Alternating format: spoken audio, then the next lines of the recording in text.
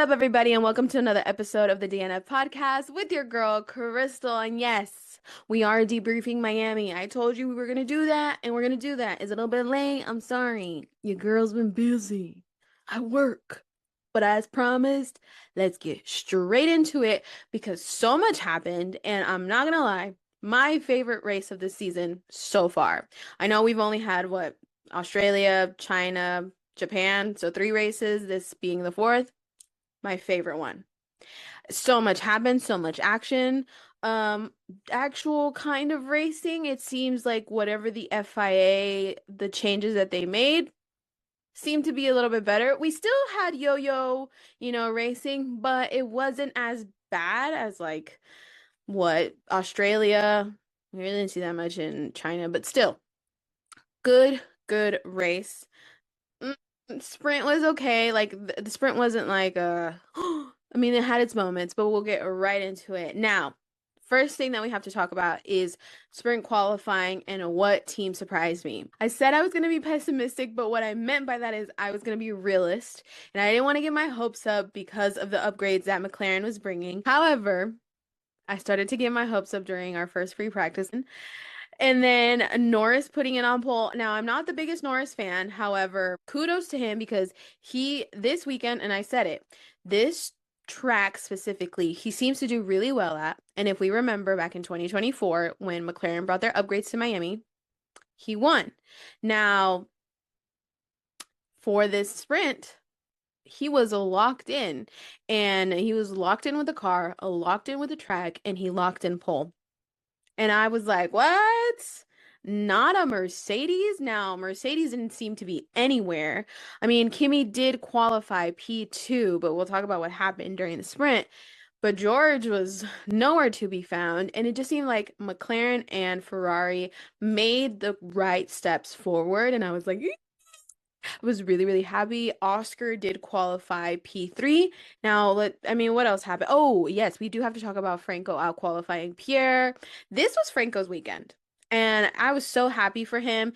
It looks like whatever he did during the break, he came back rejuvenated. And I think also his trip to Argentina gave him that motivation to just be, I don't want to say better because he's a good driver, but to really push himself. And you could see that this weekend because he outqualified Pierre. I mean, not by much, and he did lose out in the sprint, but still, to do that in the sprint after your teammate basically outqualifying you every single race, kudos to him. Now, also, I know that he wasn't in the top 3, but Red Bull seemed to be really well. Isak did seem to be quite off pace from Max, and I hope we're not seeing the kind of trend that we've seen with other second Red Bull drivers, where once these upgrades start to come in and they tend to suit Max better, that the second Red Bull driver struggles. So let's hope that that's not what's happening to Isak. Now in the sprint, Norris showed Antonelli, this is how you win from pole.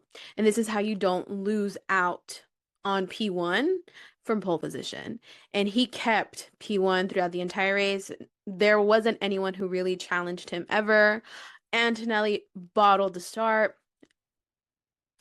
Piastri did come up from P3 to P2, and Charles Leclerc was P3. Now, this weekend, despite McLaren bringing upgrades and Lando looking locked in with the car and the car actually looking quick, it seemed that Oscar was really on the back foot and was struggling, I don't know, to gel with the car. He just didn't seem to feel as comfortable as he did in Japan. Is it an upgrade thing? Was there an issue with the car? I know that there was issues during qualifying for the race. However, during the sprint race, I'm not 100% sure. I don't know if it was a tire dag. He was struggling, and thankfully he was able to keep Charles at bay. I think had there been maybe 2 or 3 more laps at the end, I think Charles would have pipped P2 from Oscar, but thankfully we didn't have to go there. What happened to Mercedes in the sense of Kimi going from P2 to P6? George did go from P6 to P4, but that was just due to the errors of Kimi. It just didn't seem that Mercedes was locked in from the get-go. It just seemed that they were on the back foot. I know something that George mentioned in an interview. He said that he was surprised by how many upgrades the teams were bringing because Mercedes was not bringing an upgrade to Miami. He also said that he was genuinely surprised to see how quickly the field was able, not necessarily to match, but sort of keep up with Mercedes, and in the sense of the sprint, they were able to out-qualify and be better than them. I mean, I don't know what to tell you, George. It seems like you're struggling specifically, but because your teammate seems to be doing okay. Something interesting that somebody said on Twitter, I don't know how necessarily true this is. I am not familiar with George's side of the garage, but something that was said was you have to understand his side of the garage because Kimi has inherited a champion side because who is his race engineer? None other than Bono. And Bono was Lewis's race engineer, and he won 7 world championships, right? No, 6 world championships with him. So, I mean, take that as you will. Like I said, I don't know much about Georgia's side, but if that's true, that's some shady that Toto did. But rumors have it that apparently Bono was offered to George, but George declined. Now, if that's true, that's on George. So take that with a grain of salt. It's just rumors. It's just what I read on Twitter. You don't have to believe everything you read on Twitter. However, it's always interesting to see and read those tweets. Also, something to talk about is almost everyone brought upgrades. There was few teams that didn't, and one of the teams being Mercedes, which is understandable. They're at the top of the constructors. Why fix something if it ain't broke? However, Aston Martin, you need fixing 'cause you're broken. And what do you mean you didn't bring any upgrades to Miami? You had a month, a month. I could have understood if we had gone to maybe like Jeddah and not enough time, whatever. But you had a month to at least bring something, and you didn't. You are the one, not the one, but you are the biggest team that needs to be bringing upgrades because you guys have just been on the back foot so much. And I know that you guys have like outraced, outqualified Cadillac, but with Cadillac, it makes sense why they're at the back of the grid because it's their first year in Formula One. This is not your first year in Formula One, Aston Martin. And on top of that, you have Adrian Newey. Come again? I'm hoping to see some upgrades in Canada because if not, I'm gonna believe what that Twitter user said, where at this point, I believe that Aston Martin is a money laundering front. Because what do you mean, no upgrades in Miami? Make it make sense. Make it make sense. At least the vibrations have stopped, according to Fernando. He said no more vibrations, so that's been fixed. But we need other things. We need y'all to catch up to the midfield, please. Oh, okay. And then on top of that, in the sprint race, we had 2 Audi DNSs. They didn't start. But Audi, come on. Come on, Audi. 2 DNSs. There's been a lot of issues, a lot of reliability issues with Audi lately, which kind of surprises me, but I don't know. Hopefully they get that fixed for Canada and the upcoming races. Now, let's get into race quali because McLaren does what McLaren does best. Disappoint me. Because what do you mean? We were dominating the sprint and the sprint qualifying, and then we were nowhere for the quali. What do you mean? I don't understand. Well, I kind of do. Here's my theory. My theory is because they asked Lando if he was going to make any changes to his setup, and he's like, no, I'm comfortable with the car. Kind of said the same thing. Why fix something if it ain't broke? And I think that they did exactly that. I think they didn't change much on the car. However, I do think the other teams realized that their setups were wrong, fixed their setups, and caught up. And not only caught up, but they caught out McLaren and they out qualified McLaren because we did not have any McLarens in the top three. Lando missed out on P3 by I don't know how much, but still. Now, Red Bull, I mean Max Verstappen, I don't ever doubt the GOAT. Don't ever doubt the GOAT. I know he didn't get pole, but it was close. And we all held our breaths and we're like, please. But no, it didn't happen. Kimi did get pole for a third time in a row. We had Max Verstappen in P2 and Charles Leclerc in P3. Again, it just looked like a good weekend for Charles until the race. And it's just, as a Ferrari fan, we've just come to accept what happens. It breaks us every single time because there's this hope that just brews within you and then it's just shattered. Um, I did write this down and I thought it was funny. And I said Russell dog walked by teammate. I have no idea what's going on, but it reminds me because if we compare the 2025 season to the 2026 season, let's take a gander, shall we? 2025, Lando Norris wins the Australian GP. We head into China. All of a sudden, Oscar is locked in, and Oscar wins China, wins Bahrain, wins Jeddah, wins Miami, and P3 in Japan. Now, after leading the championship for a few races, Monza happens, and all of a sudden, form dips. He loses, he loses the lead in the championship, and then at the end of the day, we know that Lando Norris becomes world champion in 2025. Now, let's compare that to 2026.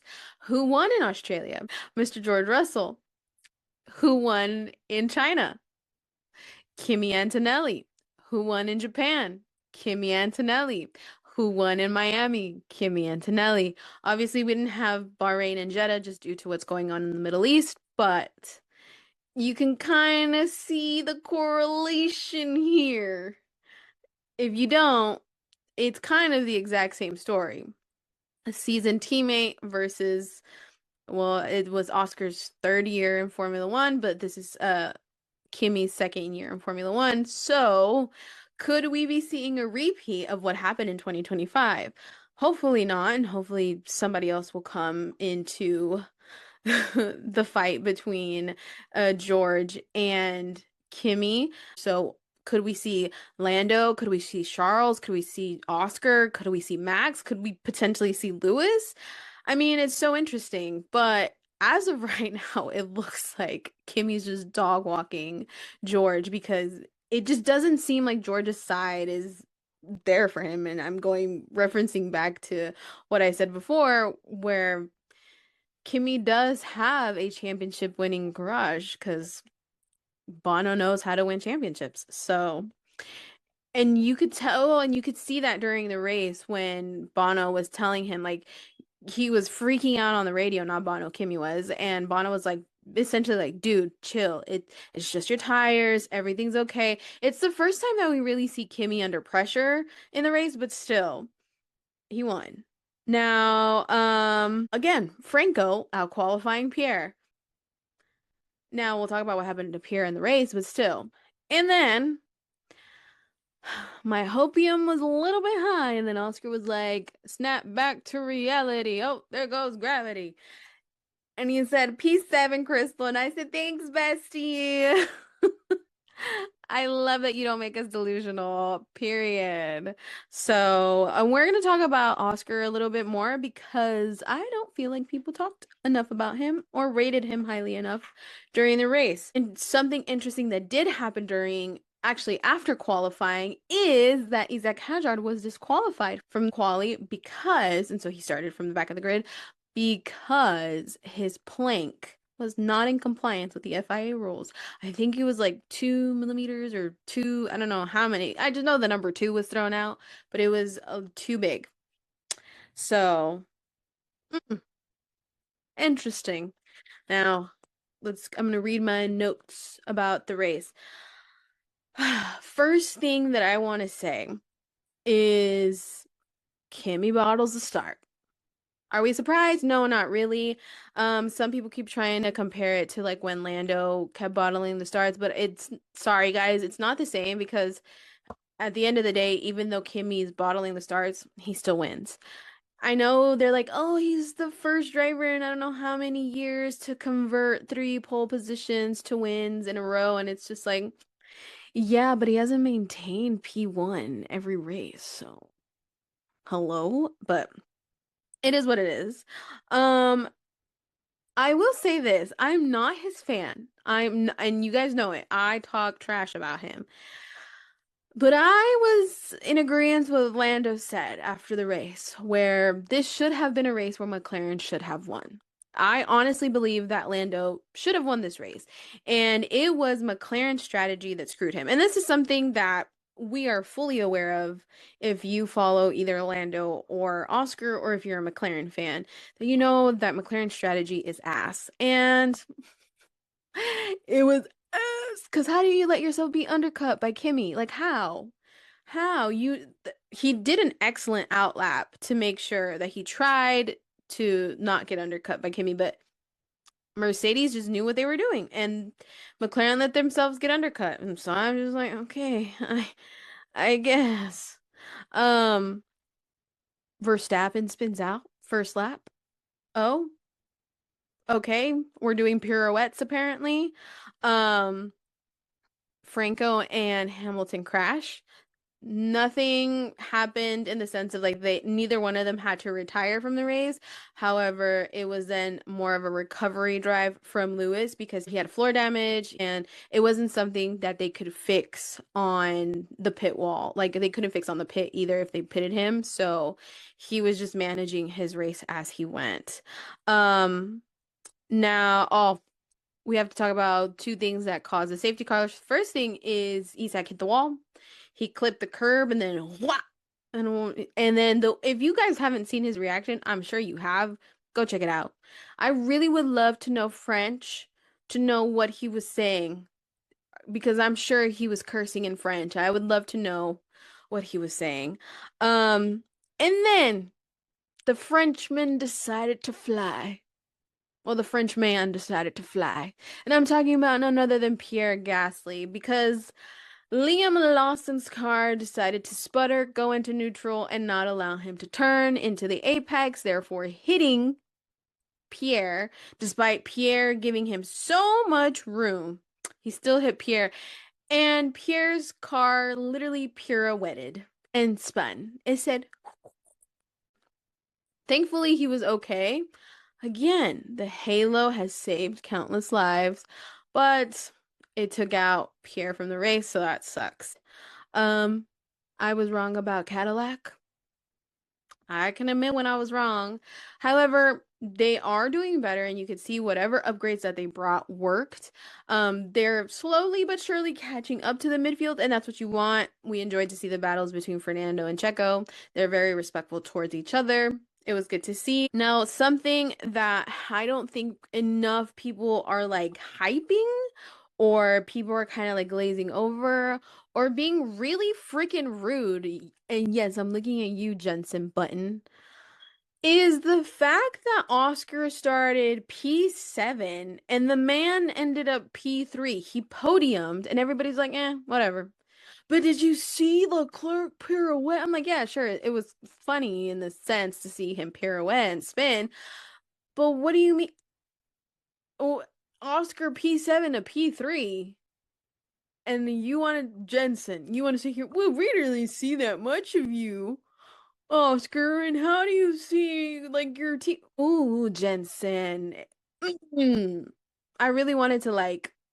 I hope somebody interviews him one day and just like, hey, Jensen, out of curiosity, what is your issue with Oscar Piastri? Because every single time that Oscar is mentioned or Oscar is brought up to Jensen, Jensen always finds a way to turn it around and make a negative about Oscar. And I'm just like, what do you have against the Australian? Is it because he's Australian? Do you have something against Mark Webber? Like, what is it about? You know, your boy Lando won the championship. So what's going on here, Jensen? What's your issue?